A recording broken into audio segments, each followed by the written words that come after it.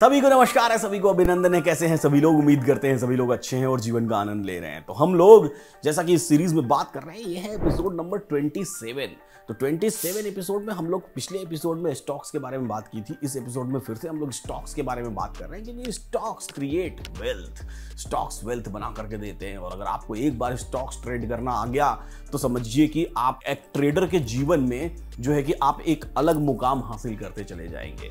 और एक बार आपका स्टॉक्स में मन भी लग गया तो निफ्टी, बैंक निफ्टी जितनी ही जरूरी है उतनी ही जरूरी हमारे स्टॉक्स में ट्रेडिंग को समझना जरूरी है। तो अब स्टॉक्स में हमने पिछले एपिसोड में इंट्राडे ट्रेडिंग की बात की थी। इस एपिसोड में हम लोग पोजीशनल ट्रेडिंग एलटीपी कैलकुलेटर के थ्रू स्टॉक्स में कैसे करें ये सीखेंगे। ये positional trading short term positional trading होती है, यानी कि ये पोजीशंस 10 to 15 डेज की चलती हैं और हमको एक अच्छे बड़े मोमेंटम्स मिल जाते हैं। सबसे खास बात यह है कि इस पोजीशनल के लिए ना आपको चार्ट देखने की जरूरत है, ना इंडिकेटर देखने की जरूरत है, ना कैंडल स्टिक देखने की जरूरत है, ना ही किसी एडवाइजरी वाले से संपर्क करने की जरूरत है, ना ही किसी पोर्टफोलियो मैनेजर की जरूरत है, और ना ही किसी इन्वेस्टमेंट एडवाइजर की जरूरत है।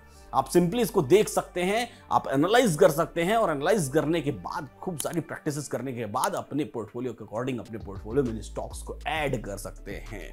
तो चलिए समझने की कोशिश करते हैं कि कैसा दिखाई देगा हमको एलटीपी कैलकुलेटर पर पोजीशनल स्टॉक्स। उसके लिए हमको एलटीपी कैलकुलेटर पर आना पड़ेगा। एलटीपी कैलकुलेटर आपको पता है, एलटीपी कैलकुलेटर है इंडिया का नंबर 1 ऑप्शन चेन का एनालिसिस टूल। और गूगल पर अगर आप लिखें एलटीपी कैलकुलेटर तो आपको जितने भी पहले पेज पर लिंक्स दिखाई देंगे वो सब एलटीपी कैलकुलेटर की ऐप भी आप हमारा डाउनलोड कर सकते हैं।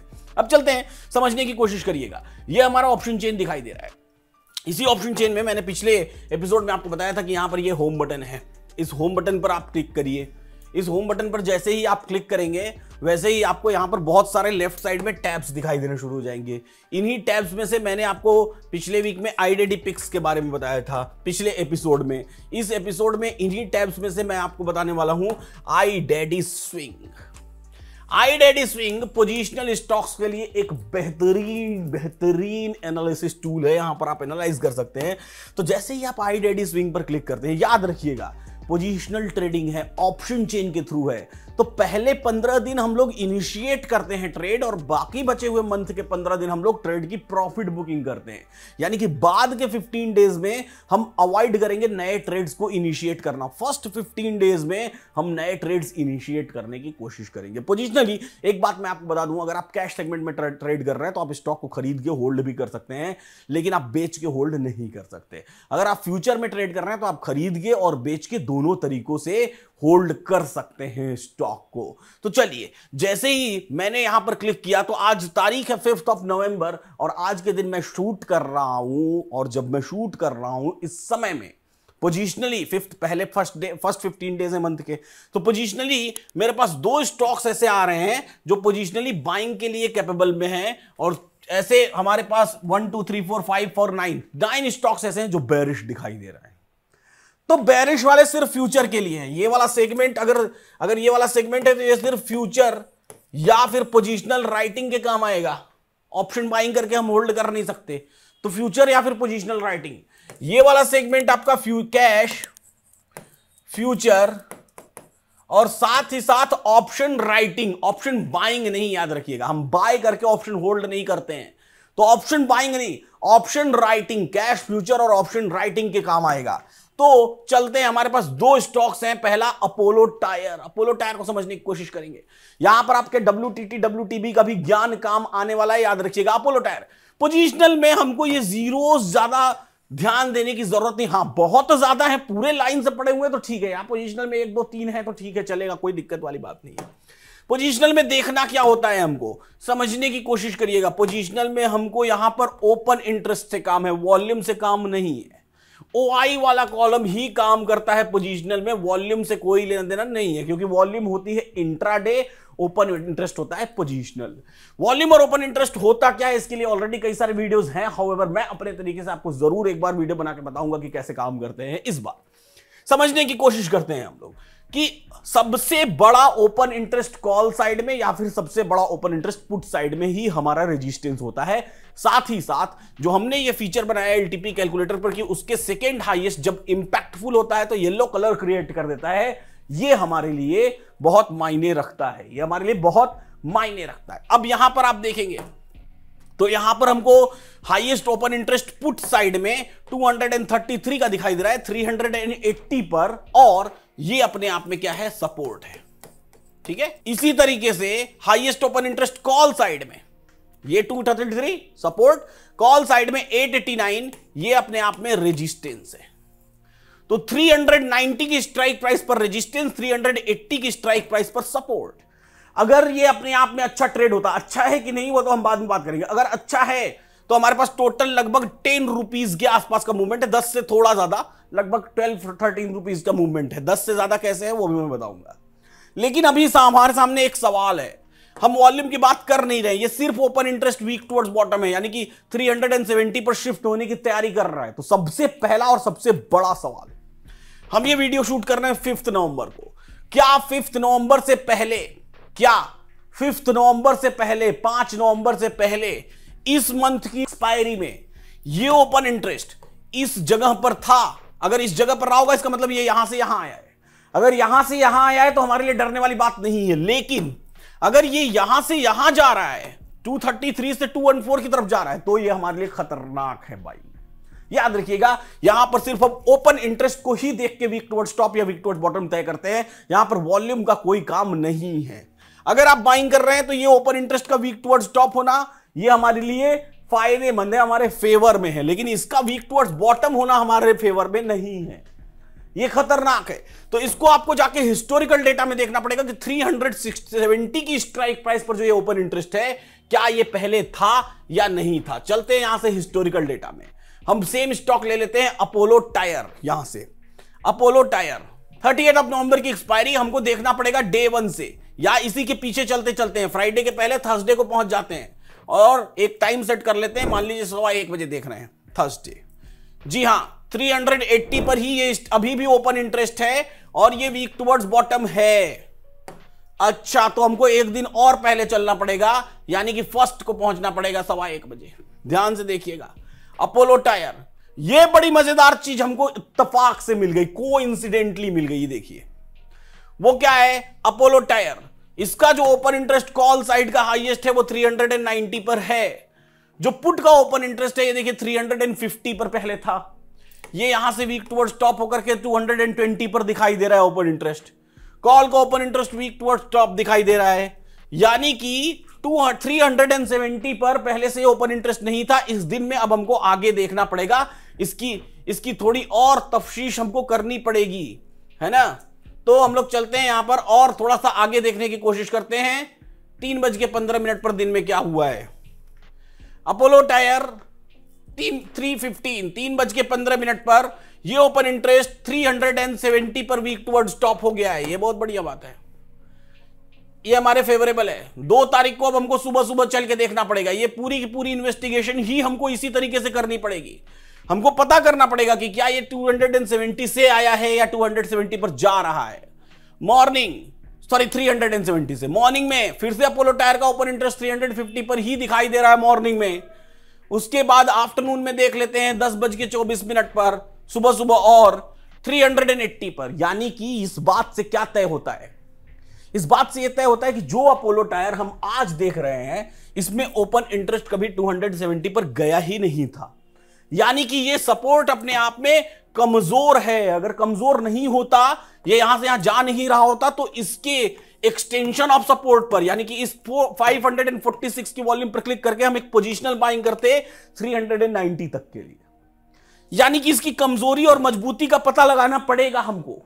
अगर ये यहां से यहां आया होता तो ये हमारे लिए जबरदस्त बाइंग होती, लेकिन यहां से यहां जा रहा है तो ये हमारे लिए एक, समझ जाइए कि ट्रैप है। तो इस ट्रैप में उलझिएगा मत, हमेशा याद रखिएगा।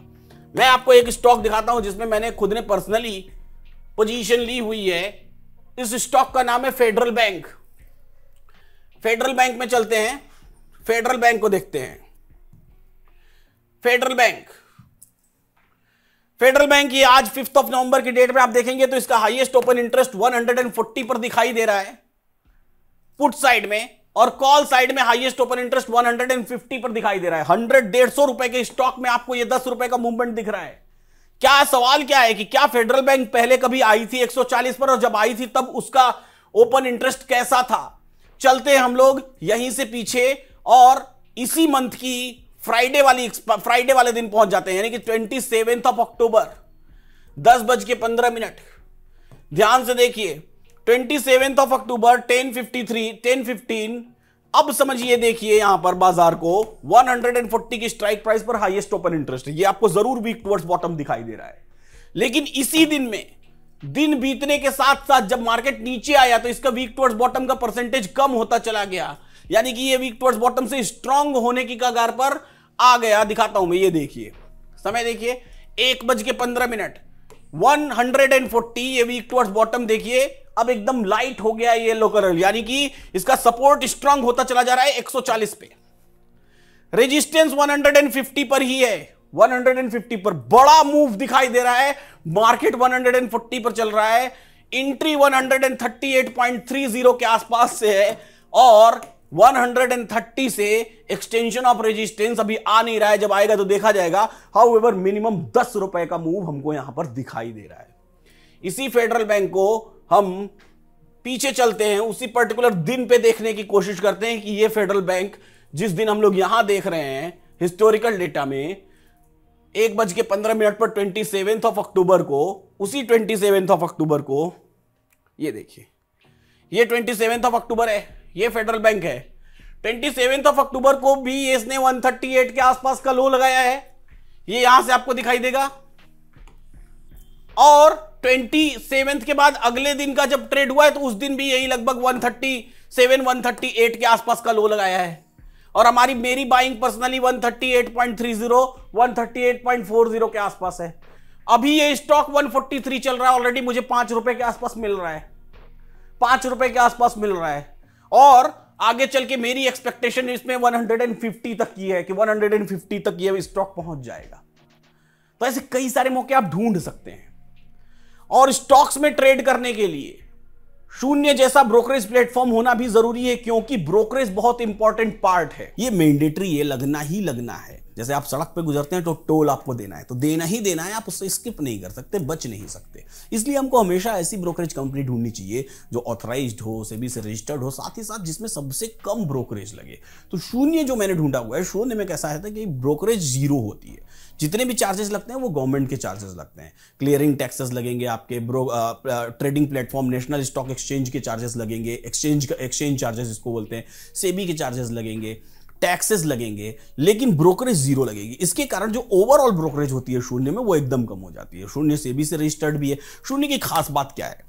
शून्य की खास बात यह है कि ये एक्स वॉल स्ट्रीट बैंकर द्वारा फाउंड किया हुआ है और 2009 में इन्हें अच्छे से पता था कि अमेरिका के शेयर मार्केट में क्या काम होता है और कैसे काम होता है। तो ये अलग अलग टेक्नोलॉजी यहां इंडियन मार्केट के ट्रेडर्स के लिए लाते रहते हैं और ये सबसे पहले रजिस्टर्ड भी US security and exchange commission पर हुए थे और इंडिया में ये NSC, BSc, MCX, एनजीडीएक्स, CDSL, SEBI सभी के साथ रजिस्टर्ड हैं। आप स्क्रीन पर भी देख सकते हैं। ऑल्दो एज ए इन्वेस्टर हमें क्या चाहिए? हमारे साथ किसी भी तरह का कोई फ्रॉड ना हो और एक ऐसी कंपनी जो सभी जगह रजिस्टर्ड हो, वो रिलायबल तो होगी, साथ ही साथ one more thing, फिनवासिया is also having NBFC licence. अगर हम शून्य के ब्रोकरेज की बात कर लें, जैसा आप स्क्रीन पे देख पा रहे हैं, तो इक्विटी सेगमेंट में अगर हम चलते हैं, इक्विटी सेगमेंट में जब आप ट्रेड करते हैं तो ब्रोकरेज तो जीरो है। वैसे ही दूसरे प्लेटफॉर्म्स यहां पर मैंने कंपेयर करके दिखा हुआ है, ज़ीरोधा, अपस्टॉक्स, 5 पैसा, ग्रोव एंड फायर्स। तो आप इक्विटी सेगमेंट में देखेंगे कि अगर आप 500 शेयर ट्रेड कर रहे हैं, बाइंग प्राइस 100 रुपीज है, सेलिंग प्राइस 100 रुपीज है, तो शून्य में ब्रोकरेज जीरो, टैक्सेस मिला के आपको टोटल 18 रुपए 17 पैसा लग रहा है, 18 रुपीज 17 पैसा। वहीं ज़ीरोधा में आपको लगभग 54 रुपीज के आसपास लगता है, अपस्टॉक्स में 65 रुपीज के आसपास। अगर आप फ्यूचर्स ट्रेड कर रहे हैं और क्वांटिटी आपकी 500 है और प्राइस 1000 रुपए पर खरीदा, 1000 पर ही बेच दिया, ऐसे केस में ब्रोकरेज अगेन शून्य की जीरो है और आपको लगते हैं टोटल टैक्सेस वगैरह मिला के 84.8 रुपीज। लेकिन ज़ीरोधा 143 रुपीज, अपस्टॉक 131 रुपीज, वहीं फायर्स की बात करें तो 137 रुपीज।